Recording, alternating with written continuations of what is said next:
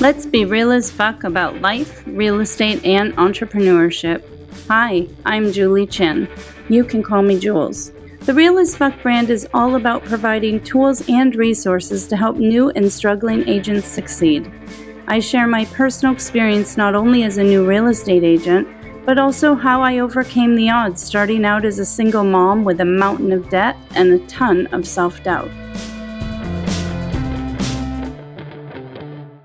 Welcome to the Real as Fuck podcast. I'm your host, Julie Chin, and today I have the ladies of the Rock Star Luxe team here. Welcome to season 2. Can you go ahead and introduce yourselves? Yes, I'm Sarah Nason. Hi, Welcome I'm back. Deirdre Minichiello. Welcome back. Thanks. And I'm Christina Lakeman. Woohoo! New teamie and new agent. We're going to go ahead and jump right in with Christina. Let's. Can you just tell our listeners a little bit about yourself, how long you've been in real estate, kind of what your journey was? Sure. So I've had my license for about 1.5 years, but I've been in the real estate field for a few years now, doing the admin work for Keller Williams before, doing compliance, and then working in the mortgage industry. So been in the field for a while, but just new to selling. Awesome. And you were a solo agent for about how long before you joined a team? About 1 year, but I wasn't doing it full time, and then I decided to join the team and just go all in and be full time at that point. So since October. Okay. And then how's your experience been since October? It's been really positive. It's been very good with it being winter up here. A lot of times it's not as active. It's been very active. I've submitted tons of offers. I've closed on a couple of things. I did not quite expect that this time of the year, so it was a nice, pleasant surprise. But yeah, it's been really fun working with buyers and just learning the different things with contracts, and each thing is different. So learning each offer as it is and how that goes, and yeah, just getting the experience that I need to be successful. Yeah. Well, we all think you're doing a great job, and it takes a lot to navigate the nuances of every single deal because it's always changing. Mm-hmm. Sarah, can we get an update from you? How was your 2023? Yeah, my 2023 was really good. I'd say I hit some of my goals, didn't quite hit some of the other ones, but I had set some lofty ones, so that's kind of okay.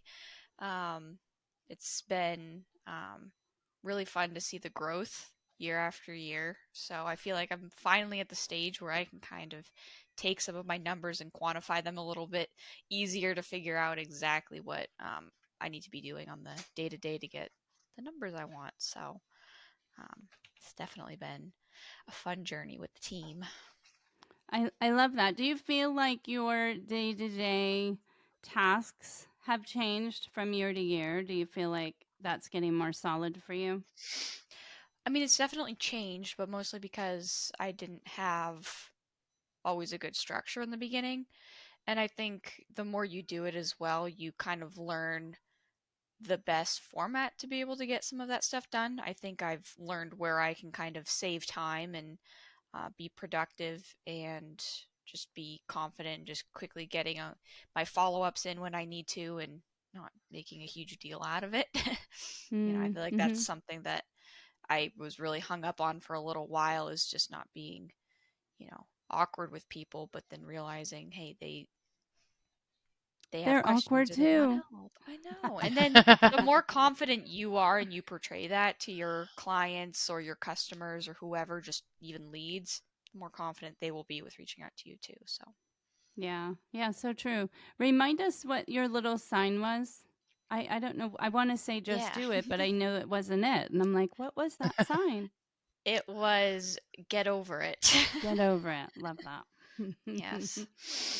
Which I didn't follow through and do my cold call I said in the team meeting I would do before Wednesday, although we still have a little time. But yeah, I guess I need your sign. Dee, how about you?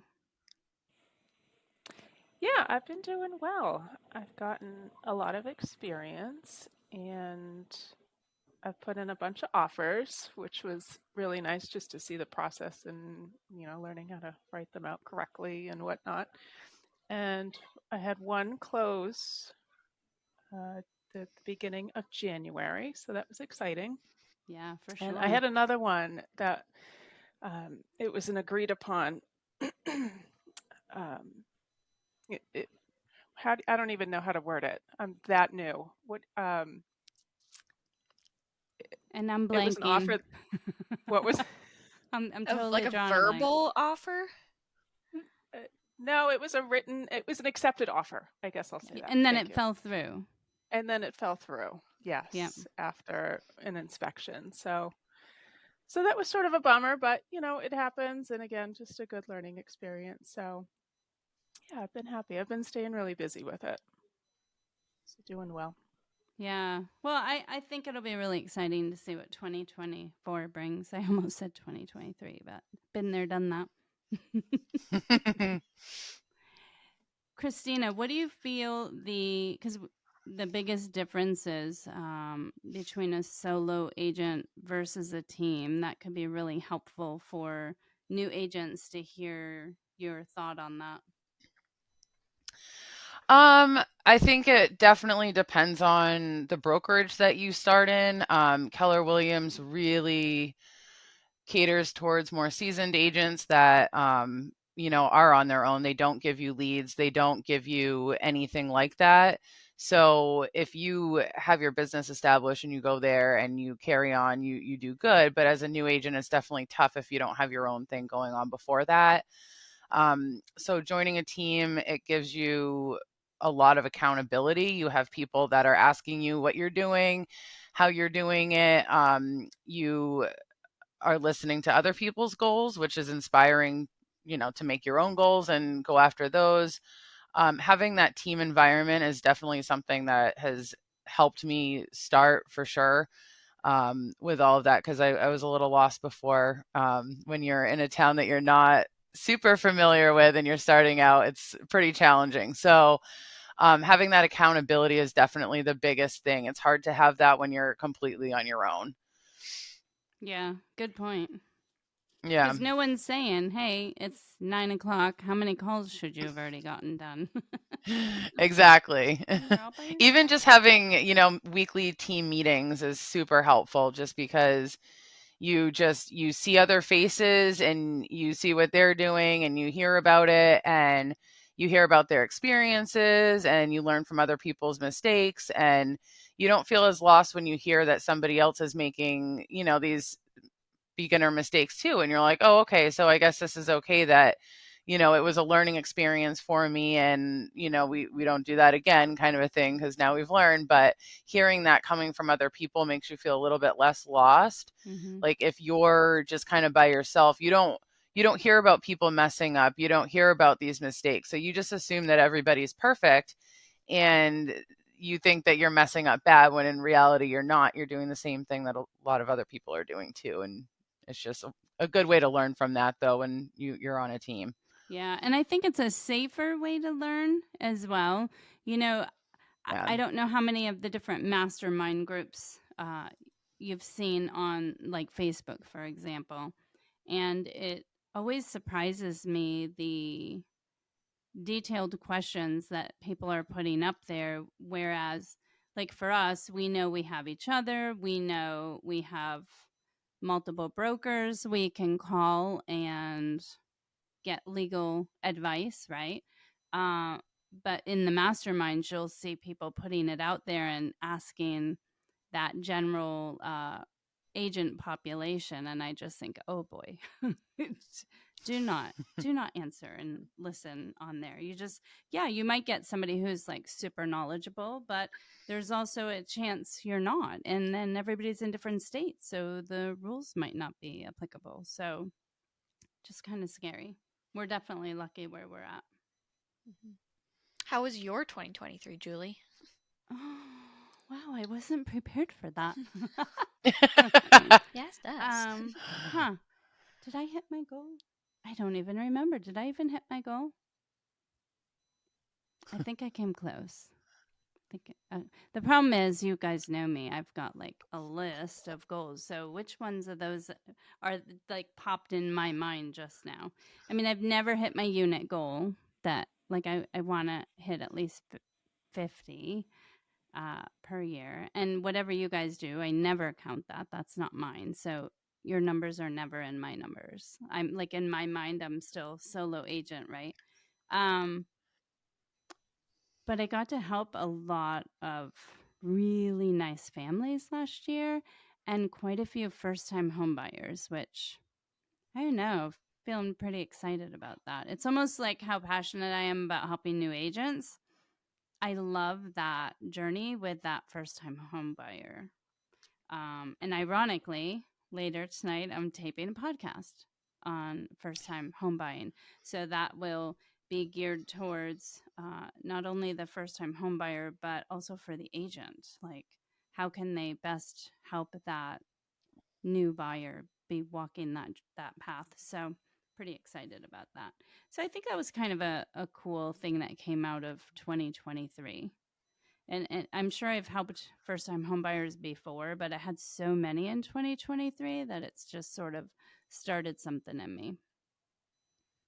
But I think it was a good solid year for our team. I definitely made my share of mistakes and learned a lot. And that's always good to me. I don't mind that. I might hate it in the very moment if I'm honest, but like, when you get my age, you just know, like, roll with it, be grateful for it, learn and move on. So, yeah, all good. All good. Definitely really excited about 2024. It just feels so up in the air and unknown as far as business and how the market's going to go because, 2020 just changed our marketplace, right? And we're definitely on the other side of that. So, increased interest rates.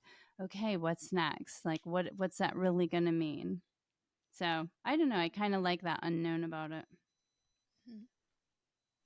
which will drive us all crazy, I'm sure. So, something new that we have, and thank you for the question.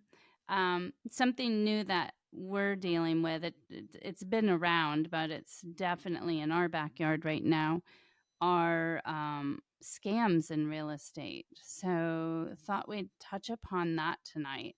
Uh, I don't think everyone here's had to deal with it yet. You haven't yet, right, Dee? I haven't, luckily. Yeah. Not quite yet. Right?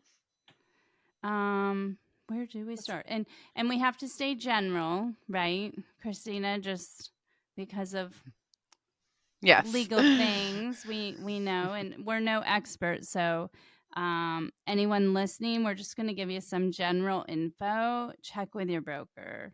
That's your go-to source for everything, of course.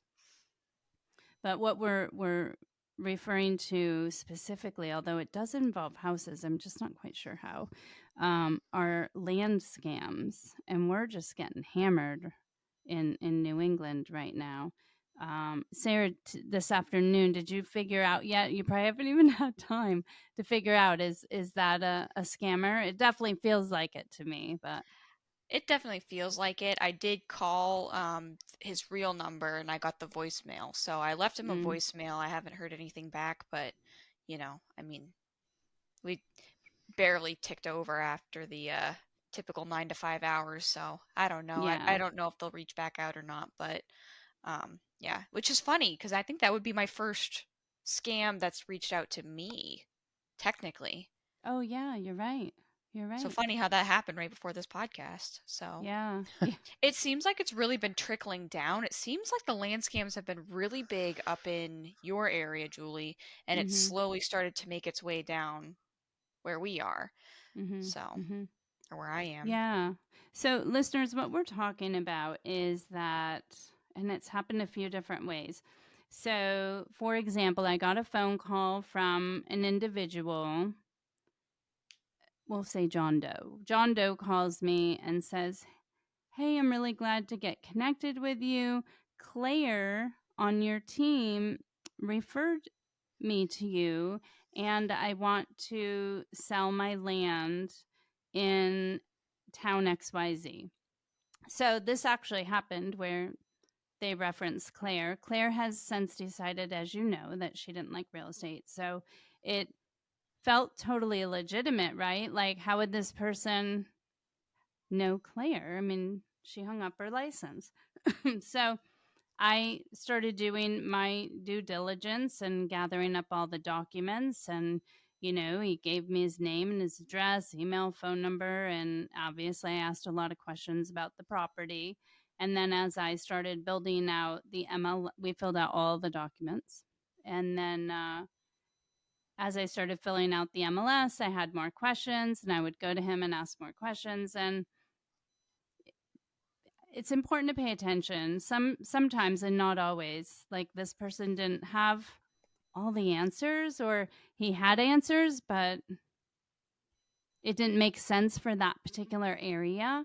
Like, he had said he was on that there was public water and sewer, but for that area of New England, that's not happening.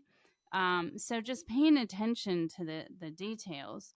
So then what ends up happening, I'm getting away from myself here, is so this person calls and they connect with you and they're going to reference someone, not always, but it helps build that instant trust, right? That's why they're doing it. Mhm. And then they want you to sell their land. And they'll give you all the information. Keep in mind, they're giving you information that is publicly available in databases, tax cards, tax bills, that type of thing, deeds. And then you're going to go get it all set up, and then you're going to put it on the market. And then it didn't really belong to that person.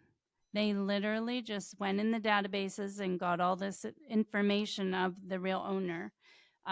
Girls, am I leaving something out? I feel like there's just so many parts to it. I don't think you're leaving anything out because the biggest thing is that they don't know the area that they're selling a piece of land in, a place that they own land in. They don't know the area. That's been the biggest red flag, and you definitely mentioned that. Mm-hmm. Was that the first thing that tipped you off, Julie? Was that they mentioned public water and sewer? Or was Not there something else? well, something that two things bothered me. I'd asked him for his driver's license, which I didn't know till after that we're not allowed to do that anymore. Check with your broker on rules in your state, though. There had been, in the one property that I'm speaking of specifically, there had been a farmhouse there. And I kept asking what happened to the farmhouse. Christina's pulling it up on Google for me. There's like a container. She sees tire tracks. We see no farmhouse. And then he said something about the utilities there are hooked up, and I'm like, what are they hooked up to? And then he kept referencing this barn and how the barn's still there, and he hopes that it'll be really helpful for the person who buys it so they can store their stuff in it. These are his exact words, actually. And it just wasn't making sense. And we're just so lucky in that particular situation because Christina knew someone up in the area who drives by it pretty regularly. And he had told her the house burnt down like a decade ago. Well, this guy, when I texted him and I asked about the driver's license, which she may or may not supposed to be able to do, and then I asked him about the house, and he just kept talking about the barn. He never talked about the house, so I wasn't getting the information. So then we're looking at the images, and we're like, well, what are the utilities hooked up to? Like, there's nothing there. And so then we just started diving more into the property. So, like, Oh, yeah. there is one thing. I don't think you mentioned it, and maybe you did. I'm sorry if you did, but he said he was sick, right? He said he was Oh, getting cancer that treatment particular out of one. state. Mm-hmm. Yeah, but they're all saying that. That's a Well, not big all trend with all though. of them. It, No? Okay. not every single, because I've had a couple now without that element, but yes, that can be one of Okay. the elements. You're very right about that. So what I Makes you try to feel did, all bad for them. I know. Well, and it gives them a reason for why they're selling their land and why they need to sell it quick, Yes. and Yes. why Yep. they're like not always on top of maybe responding to their messages right away. Or their And memory's foggy because of the chemo. That's what Mhm. he told me. Yep, Yeah. yep. So it just gives them all kinds of excuses, and it makes you feel empathy for them. Right. Yeah, absolutely. Yeah. So the the fix, what can you do? I took the phone number first and I put it in an app. It could be forewarn, you could use the white pages, uh check, what is that other one? Checkmate. I can't think of. There's so many different apps and stuff available to you online. Um I checked the phone number first and it came back without a name, which is not entirely a red flag by itself. You just have to keep going. Then I took the name and put it in the app with the state that the person's supposed to be living in according to the county tax card. And then a list of properties come up under that individual, any sort of criminal offenses, and phone numbers. So my next step then is I'm looking at the name. I've got choices of information here. My first thing I do is I go into the property log in this app. Does this property actually belong to this John Doe? And I scroll down and verify that that is. So once I have that, I'm like, okay, because there might be like 5 John Does at different ages, right? So you want to figure out which one is the right one. So you can do that by matching that property. So I do that. Then I go into the phone number part of it. This is in Forewarn, is an app that you can get. It's probably my favorite right now. So then I pull up the phone number log for that individual that's tied to the property. And then I literally just start calling each number down the list until someone answers. And then I let them know, hey, I'm a realtor in New Hampshire and I know that you own blah, blah, blah. And I just want to let you know that I received a phone call that you wanted to sell your property. And a couple times people are in shock. And so we've spent as much as an hour on the phone together going over this situation. And the first thing they want to know really is how can they protect themselves? And that's tough. I've helped someone with the detectives. Someone else went to the FBI. Um, I don't really know how we can protect these landowners, other than them going out and posting a sign. I do not want to sell my land. If someone's asking you, I am not for sale. Maybe you could sell them through the Real as Fuck program. Maybe that can be your new thing. And like Christina, your situation actually closed and the buyer went, Mhm. or it appeared to close, and your buyer went on his newly owned property and did some things on the property. And then it wasn't until after that find out that the whole thing wasn't legitimate. It's scary A out there month right now. after, Yeah. a Yeah. whole month. And so if people are doing this with houses, that's really scary. I mean, people could move in, settle in, start going to school. I mean, Yeah. yeah. And in our area, so many homes are sold furnished. So Mhm. the fact that the furnishings are there wouldn't even mean anything. Right. Be like, oh, great. Yep. We've got our linens. We've got all our kitchenware. We're ready to go. Ski time. Mhm. Yeah. and I'm trying to think of some. I know that a title company that I spoke to a couple of weeks ago, they had 12 cases already in February, and that was, Ooh. yeah, that Wow. was earlier in the month. So did those make it to the closing table, or like did they find this out when they were searching title and doing all of their legwork in the beginning? Do you happen to know? Well, the problem is these criminals, for lack of a better word, are getting really, really good. One of the cases she told us about, there was even an attorney's office involved and a notary. And there is one that she mentioned that went fully closed and had a lender. Like there was, it wasn't even just cash. Like there was a lender involved. Everything Oh, kept checking wow. out all the way. Yeah, fully closed. Well, there was a lender involved in mine too, True. Yeah. actually. Yep. I don't know I acted why. really shocked when you said that, but I don't know why in my mind I assume these are going to be cash, and that having a lender or an attorney or like all these different things are stopgaps that will help protect us as agents and also the legitimate owner, right? But I don't know. You've got fake passports, you've got fake driver's licenses. Like they've just got to keep coming up with more and more ways to verify that someone is who they say.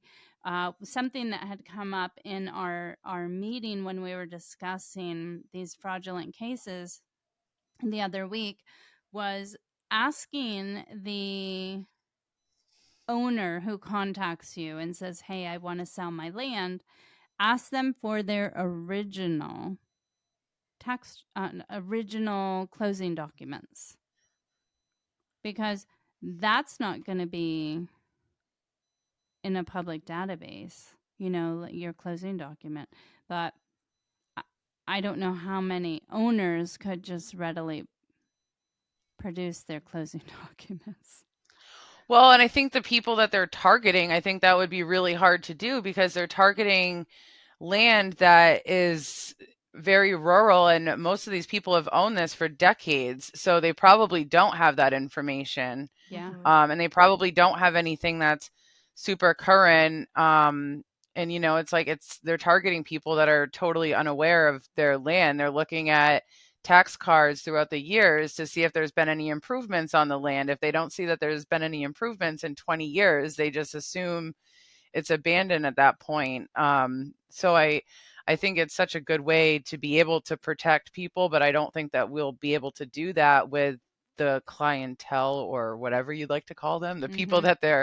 that they're targeting in this case. I just don't think they'll have that kind of stuff. Yeah, yeah, I agree. I mean, I can't tell you how many times I have a client that reaches out to me. You figure I've only been doing this since 2018, and I'll have a client reach out who's like, "Hey, can you send me my deed or whatever, some document that they would have gotten at closing, but they have no idea where it is." So I Yep. think, the gal from title had mentioned, ask them for the closing documents, and I get it. I just am not sure how many people could produce it. Nope, I agree. There's going to be a lot of changes, it seems like, because if every department is getting, you know, bamboozled by this, I mean, us as agents, title, lenders, Mm-hmm. even, the notaries, there's a lot of people Yeah. involved and they seem to be kind of skirting around the system. So it's Mm. just probably going to be adding another fun document, how everyone has the wire fraud, documents and in their Mm. emails and everything. It's just going to be another, you know, some kind of stopgap that we're going to have to get used to. But until then, we have to kind of just be proactive and make sure we're looking out for our clients. Yeah, 100%. And they might not even be our clients, right? Just whoever contacts you and asks you to sell something. I know it's an exciting moment. It could be your first potential listing, but you need to immediately push that feeling to the back burner and start digging in and figuring out if you're even talking to the legitimate owner. So I think the apps are going to be really important for any agent of any level to be using, because you have to assume that this person that's just given you all that information is lying. So put all that aside and now go figure out what and who they are. I don't know any other way. Do you guys have any other ideas? Not an idea, but I think even a week ago we talked about, even if we're representing a buyer that wants to buy a piece of property, then it's a little concerning as well, because you don't know if the listing agent really questioned the Mm-hmm. owner to, to make sure that they actually are who they are. Yeah. Yeah. So Good point. I think so. Yes. In that case, and I'm glad you brought that up, do the same thing that we're discussing doing to find out if you're dealing with the legitimate seller. I would, as a buyer agent, I would open that dialogue with the list agent and say, "Hey, I'm not sure if you've heard about all the land scams going on. I've gone ahead and just pulled this information. Can you just verify that this is the phone number you have on file for your client?" And I would just send the screenshot from the app I use, because it's in both our best interests to verify. And I'm sure there's going to be an agent here and there that finds that really annoying. But like, I just don't know what else to do. At the end of the day, our job is actually legally to protect our clients. I mean, all of our things, right?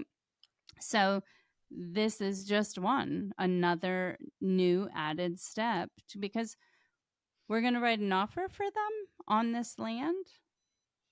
How do we know? I mean, look at poor Christina's client, and he loves that land. So we just have a new level to our job.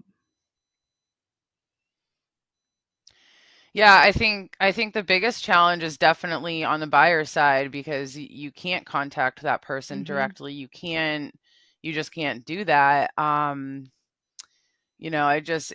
It's definitely a challenge to come up with how to get rid of that part of it.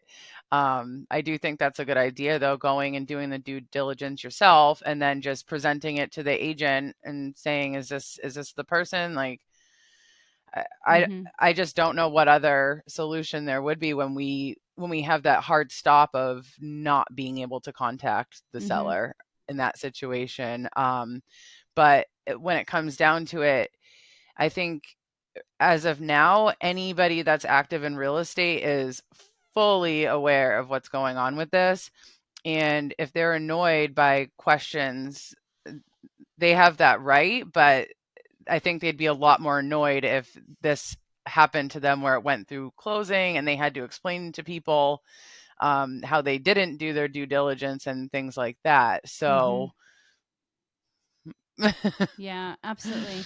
I there was one, as you guys know, I started a spreadsheet of the names of the individuals who were supposedly wanting to sell their property and the addresses and whatnot. And there was an agent that I got in a conversation with. She had already listed the property, and I gave her all the information for the real owner, and she was reaching out but not hearing back from that owner. And I know she was really frustrated, and I had already spent at least 2 hours on this situation that day, and I didn't really know what else I could do. I called the person and left a message because I had talked to them, I want to say, a week or two prior, when I'd been contacted by a fraudulent person. Um, and so I don't know if this owner just was thinking we were all rolled up in a scam, but she didn't return my call this in the second stage of things, and she never reached out to that list agent. So the list agent had to put the property back on the market because she didn't have Oh, anything that said anything else. This is the person she thinks she's talking to. Since she couldn't verify it, she legally had to get that property back on the market. Yeah, so how scary is that? that's a little scary. And you can imagine this person, I think they were in Virginia, and they were really upset when I had contacted them originally, and so I thought we were all on the same page, but then who knows? I have no idea what happened after that, but they just weren't returning calls to myself or this list agent. So now their property's on the market, and I know they don't want to sell it, and they own 3 lots. Oh, it's that. Yep. Yep. So Well, that's we will interesting. see. I mean, the other thing you can see happening is people just not doing land where, maybe you'll have an agent who specializes in land because no one else is doing it. A retired FBI agent. There you go. The retired FBI agents can now be the agents that sell land. Just and another you one would of those think, hats we're gonna have to wear, We right? always say we're Mhm. like, oh, some days we're an agent, some days we basically act like counselors, and Oh, yes, now very apparently we often. have to be the FBI. I can find anything online in 5 minutes, so I love contact that. me. I know you were really helpful to me during that other one. We've just been Oh, I'm a seeing so many. detective.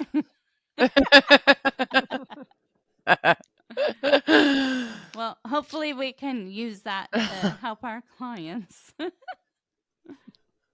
Oh yeah, I mean, I was having someone drive by up in Milan for you, so we it's true. And our tire tracks, that cracks me up. He's like, well, I don't know who those tire tracks belong to. I'm like, what about a maybe the container? owner. Oh my God.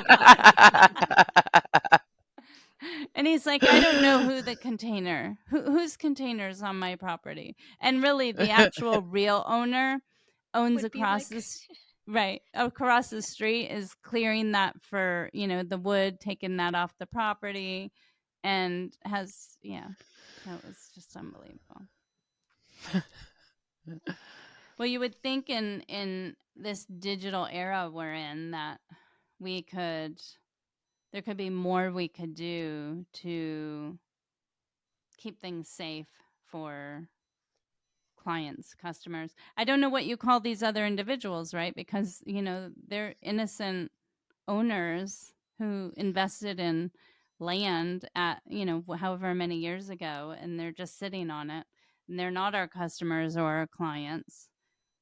But I do believe that we have a duty to protect them.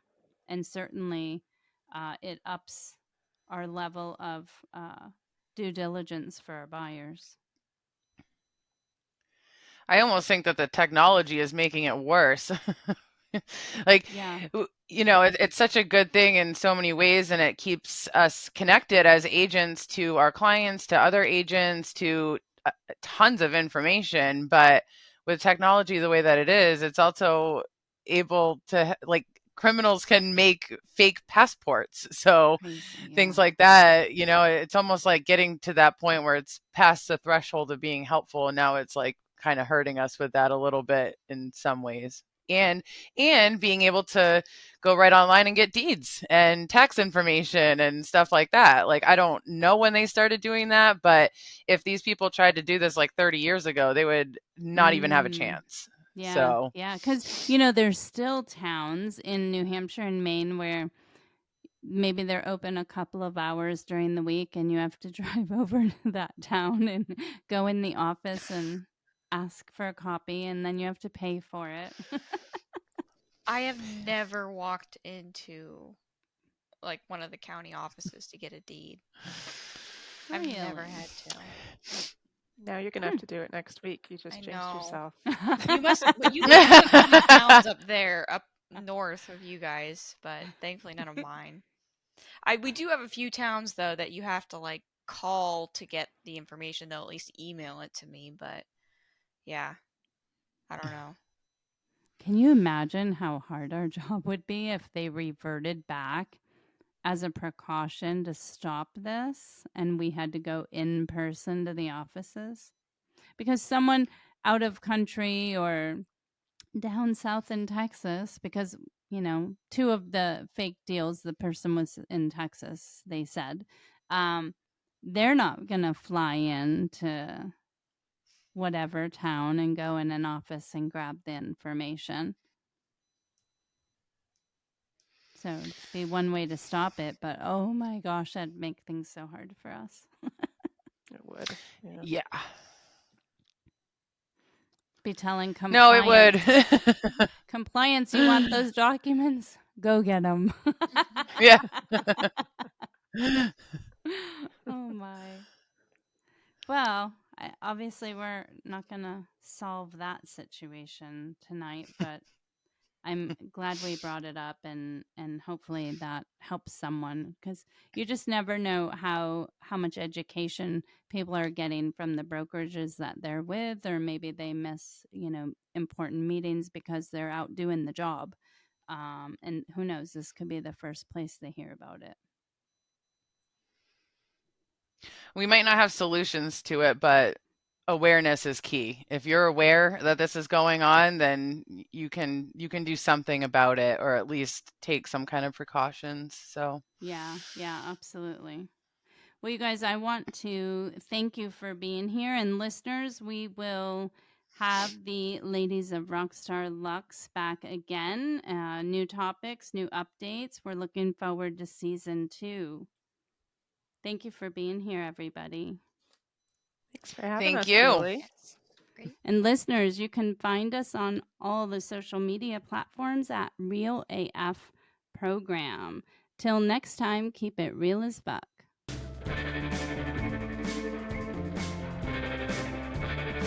Make sure you subscribe to our Spotify channel so you get updated every time we drop a new podcast. And check out our website at realafprogram.com.